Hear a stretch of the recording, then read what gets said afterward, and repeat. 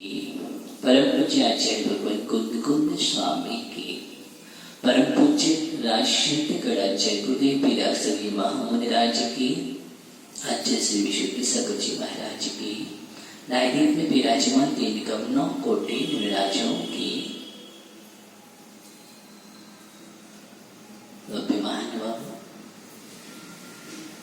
हम सभी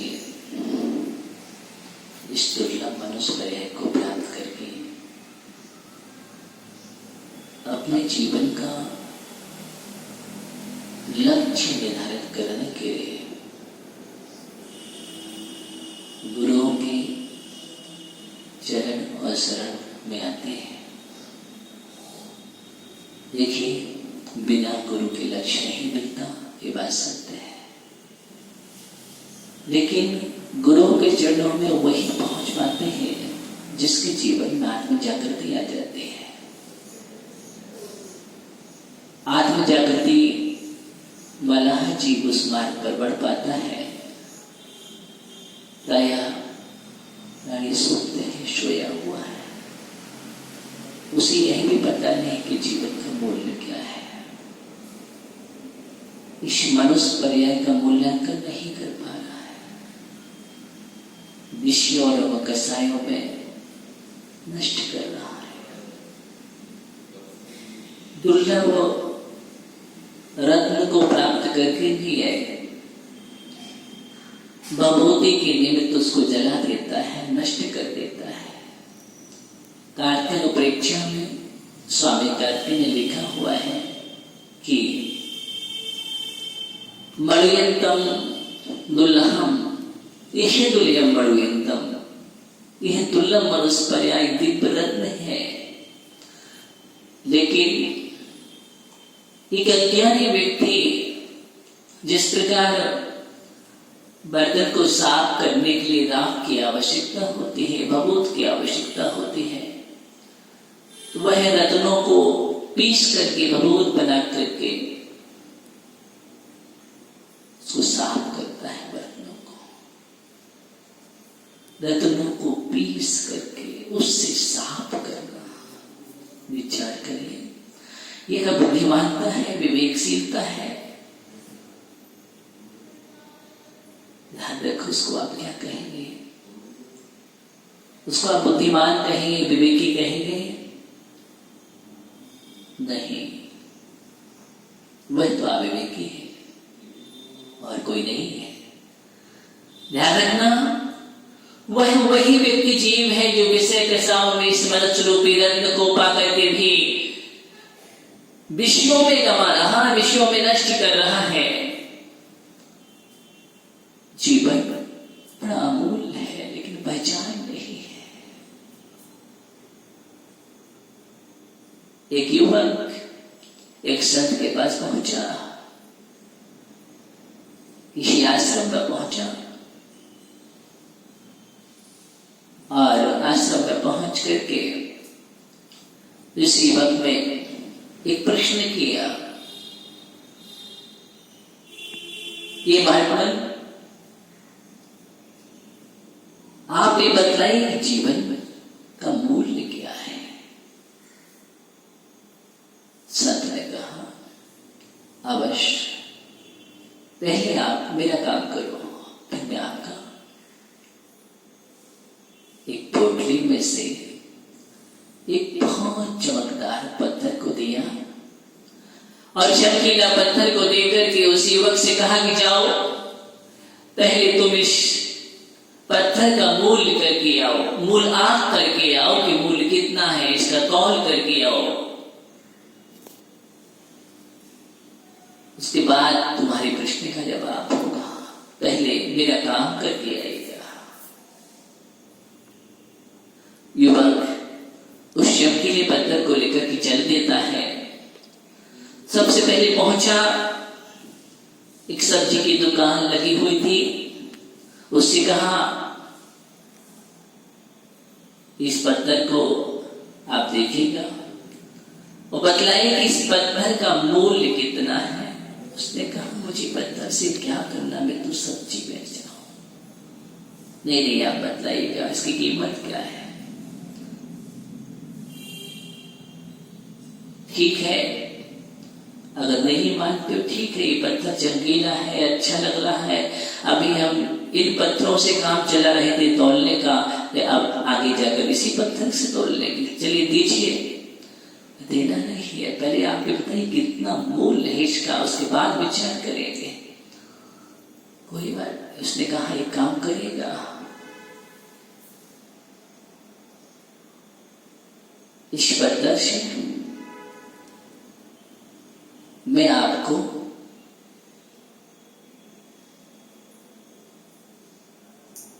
एक किलो अनार दे सकता हूं और आप 1 किलो अनार ले लीजिए।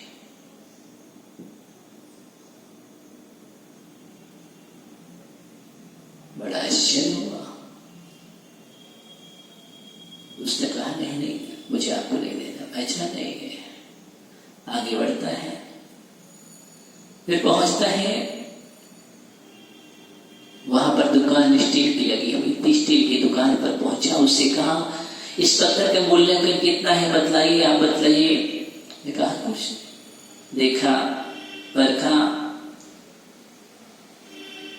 कहा मैं आपके लिए स्टील की बहुत बड़ी टंकी दे दूंगा इसके बदले। फिर आगे बढ़ा, एक पीतल की दुकान पर पहुंचा, उसने भी कहा आप 2 किलो पीतल ले जाइए।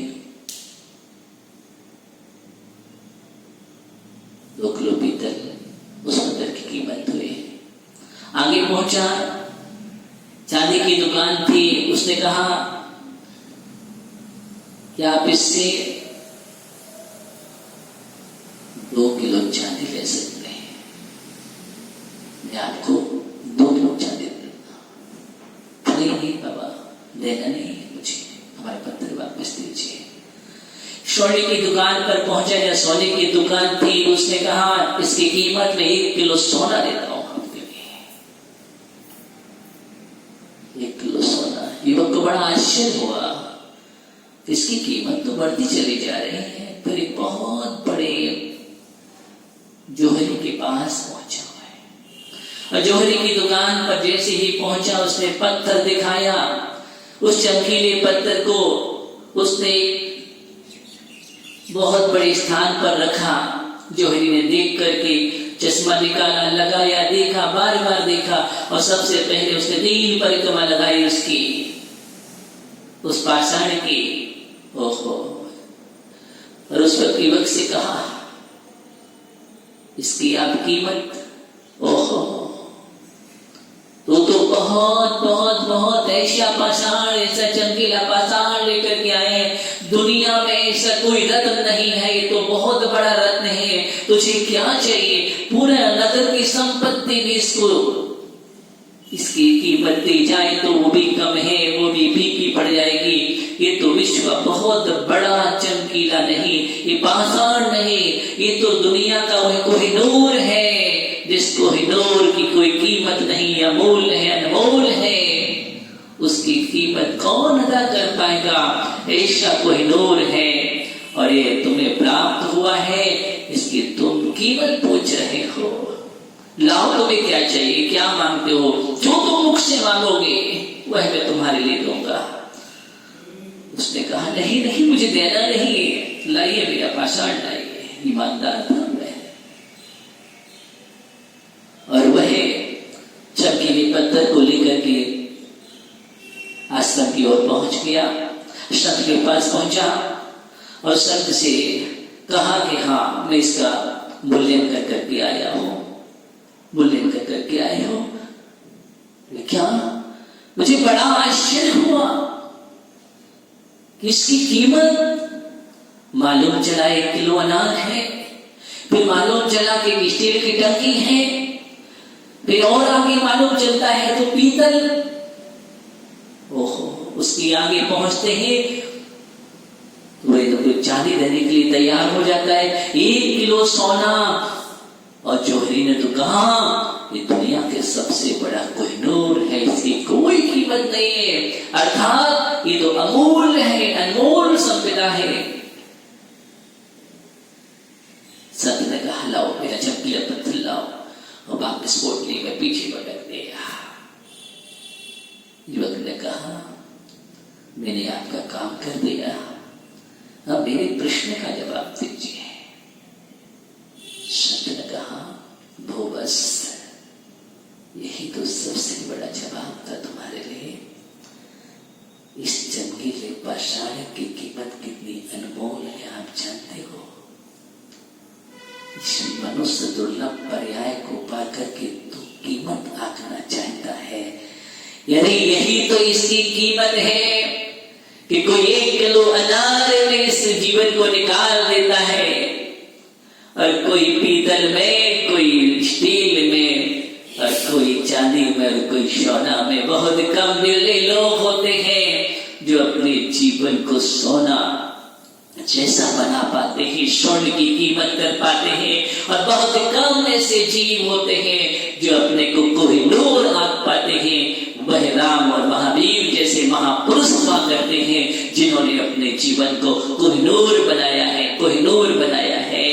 ध्यान रखो, ये जीवन स्वर्ण और रत्न की तरह है। इसका क्या अमूल्य संपदा तुमने प्राप्त की है।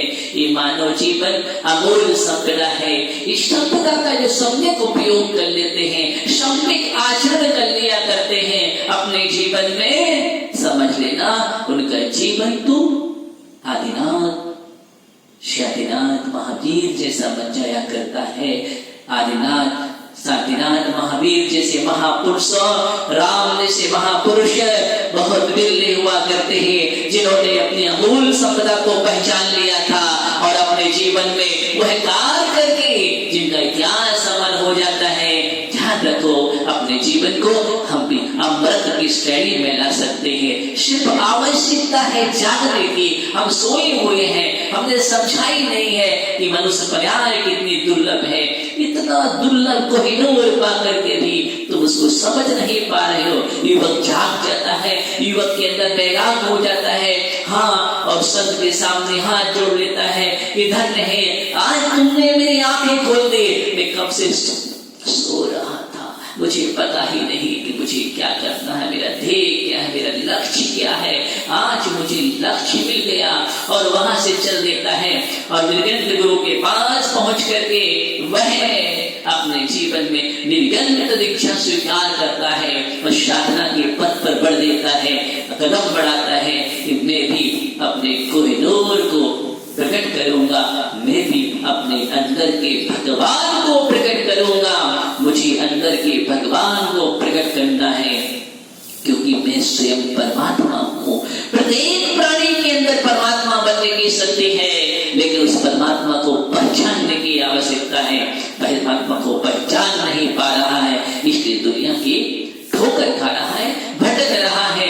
जिस दिन अपने ही भगवान को पहचान जाएगा कि मैं स्वयं भगवान हूँ, दुनिया की ठोकरें नहीं खानी पड़ेगी उसके लिए। एक दिन वो स्वयं पूज्य बन जाएगा, वंदनीय बन जाएगा, अनंत सुख का मालिक बन जाएगा, क्योंकि तुम स्वयं सम्राट है, मालिक है, भगवान है।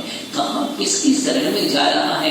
अपनी ही शरण को प्राप्त करो। बस गुरु यही तो कहते हैं, यही शिक्षा दे रहे हैं। कहे सीख गुरु करुणाधार। जो गुरु होते हैं, निर्गत आचार्य भगवान होते हैं, उपाध्याय साधु परमेश्वरी होते हैं, वह भक्त जीवों को संबोधते हैं और कहते हैं उन पर करुणा करके। हमारे आचार्य भगवंतों ने इतने महान महान ग्रंथ लिखे हैं, इसीलिए लिखे हैं, उन पर करुणा करके लिखे हैं, उनको बतलाया, मार्ग बतलाया कि अपने भगवत शक्ति का जागरण करो, अपने भगवान को जगाओ। ये दुर्गति का मार्ग है, ये सुगति का मार्ग है। तुम्हें कहाँ जाना है? सुगति के मार्ग पर चलो। दुर्गति के मार्ग पर चलते चलते अनंत बहुवतीत हो गए हैं। अब तो जाग जाओ। ये बहुत पर्याय जो मिला है, मनुष्य पर्याय मिली है, इस मनुष्य पर्याय में कुछ ऐसा काम करो, ऐसा कार्य करो जैसे भगवान महावीर को याद रख रही दुनिया, राम को याद रख रही दुनिया। बस तुम्हें भी एक दिन उसी श्रेणी में याद रखे। ऐसा कार्य करके जाओ। ऐसा कार्य करने के लिए आचार्य ने कहा बहुत बहुत बहुत दुर्लभ, उस दुर्लभ रत्न को जो बोधि है, उस बोधि का जागरण हमारे जीवन में होना चाहिए। और बोधि का जागरण तभी होता है जब हम तत्व ज्ञान की ओर बढ़ते हैं, और तत्व ज्ञान तभी होता है जब हम निर्ग्रंथों के ग्रंथों को पढ़ते हैं। निर्ग्रंथों के ग्रंथ को पढ़ करके अगर हमारे अंदर की ग्रंथियां नहीं खुल पाई तो ध्यान रखना, ग्रंथ पढ़ना सार्थक नहीं हुआ। ग्रंथ पढ़ना तो तभी सार्थक होगा जब हमारे अंतरंग की ग्रंथियां खुल जाए, कसायों की ग्रंथियां खुल जाए, राग द्वेष की ग्रंथियां खुल जाए, मोही की ग्रंथि खुल जाए। इसलिए ग्रंथ का पारायण किया जाता है, और ग्रंथ का इस प्रकार का जो पारायण कर लेता है, ग्रंथियां खुल जाती है, वह निर्ग्रंथ बन जाता है, निर्ग्रंथ की पथ पर चलने के लिए तैयार हो जाता है, और निर्ग्रंथ ही हमारा स्वरूप है। उस निर्ग्रंथ अवस्था को मुझे पाना है, उसमें ही आनंद है, आत्मा का आह्लाद मिलता है, सदुपयोग की रसा उसमें ही प्राप्त होती है। आत्मा का असीम आनंद प्राप्त करना है। अगर अपने रस को प्राप्त करना चाहते हो तो ध्यान रखो, इस पथ पर चलो जो हमारे तीर्थंकरों ने कहा है, जिस पर चले हैं, आचार्य ने बताया है। हम उनकी वाणी को अपने जीवन में उतारने का प्रयास करें। ध्यान रखो, लेकिन उसके लिए सोने की आवश्यकता नहीं है। जागो, ये राग से ऊपर उठो, मोह से ऊपर उठो। कब तक पर प्रपंचों में लगे रहोगे? एक मृगमारिचका को हटा करके अपने जागृति, बाहर सुख नहीं है, सुख तुम्हारे अंदर है। बाहर दौड़ते दौड़ते बहुत बहुत बहुत भाव व्यतीत हो गए हैं।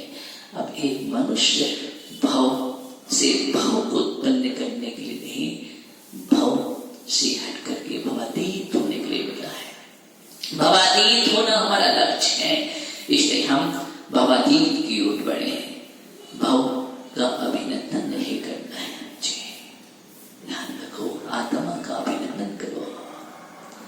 आत्मा का अभिनंदन करने वाला जीवो अभिवदनीय हो जाता है, और जो भव का अभिनंदन करता है वो भवाभिनंदे अनंत संसारी हो जाया करता है।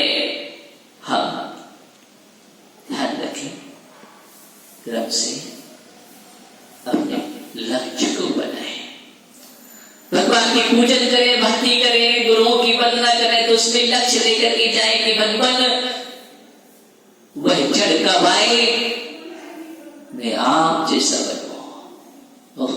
आप जैसा मेरा स्वरूप है, वितरागता मेरा स्वरूप है, उस स्वरूप को मुझे पाना है। इसलिए ऐसे भावना भाव अपने जीवन में मैं इसलिए तो इस मनुष्य परिवार में आया हूं। कितना निरोध से लेकर के क्रम क्रम से आज यहाँ तक मैंने यात्रा कर ली है, लेकिन इतना पुरुषार्थ अपने जीवन में कर लो कि 7 राज्यों पर कदम बैठ गया, अब 7 राज्य और बचा है, और 7 राज्यों के लिए अपना साथ देने की आवश्यकता है। अगर अपना साथ दोगे तो 7 राज्यों के ऊपर उठ जाओगे, और स्वयं का साथ नहीं दे पाओगे। साथ का मतलब है आत्मा का साथ देना, रत्नात्रय का साथ देना।